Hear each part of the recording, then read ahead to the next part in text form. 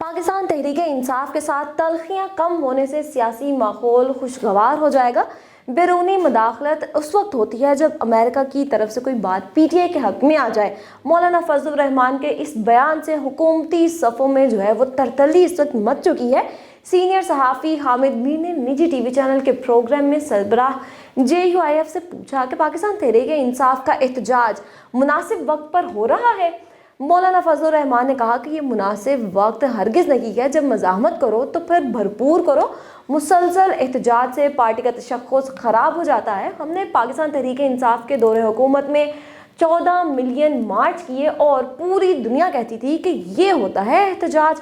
आज़ादी मार्च में पूरे मुल्क से काफ़िले इस्लामाबाद पहुंचे थे। जब JUIF एहतजाज करती है तो हिफ्ज़ मातक़द्दुम का ख्याल नहीं रखती कि इससे क्या नुकसानात हो सकते हैं। हम सड़क बंद करते हैं और ना कि ट्रैफिक की रवानी मुतासिर होती है। अमलाक को नुकसान पहुंचा और ना ही कोई गमला टूटा था। उस वक्त रियासत को भी ये अंदाज़ा था कि हमें एहतजाज से कोई नुकसान नहीं हो रहा, लेकिन पाकिस्तान तहरीक इंसाफ में पुरअमन एहतजाज की हिकमत अमली बनाने वाले लोगों का फुकदान बहुत ज़्यादा है। बहरहाल पाकिस्तान तहरीक इंसाफ को एहतजाज का हक हासिल है। पाकिस्तान तहरीक इंसाफ जिस अंदाज से बेनकाब हो रही है वो खुश आइंद हरगिज़ नहीं है। हामिद मीर ने सवाल किया कि जब पाकिस्तान तहरीक इंसाफ के रहनुमा मुलाकात के लिए आते हैं तो आप ये बात क्या उन्हें समझाते नहीं हैं? मौलाना फजलुर रहमान ने जवाब दिया कि पाकिस्तान तहरीक इंसाफ वाले इस हवाले से मुशावरत ही नहीं करते, अगर करें तो बेहतरीन मशवरे दूँ मैं। सहाफ़ी ने पूछा कि पाकिस्तान तहरीक इंसाफ कहती है कि अनकरीब JUIF से इत्तेहाद हो जाएगा, जिस पर सरबराह JUIF ने कहा कि मुस्लिम लीग नून और पीपल्स पार्टी समेत मुख्तलिफ सियासी जमातों से इख्तलाफात रखे हैं। तलखी नहीं थी, लेकिन पाकिस्तान तहरीक इंसाफ के साथ इख्तलाफात के साथ साथ तलखी की सूरत हाल भी थी। अगर हम तलखी को अच्छे माहौल में बदल देते हैं तो फिर सियासी मंजरनामा वो खुशगवार हो जाएगा।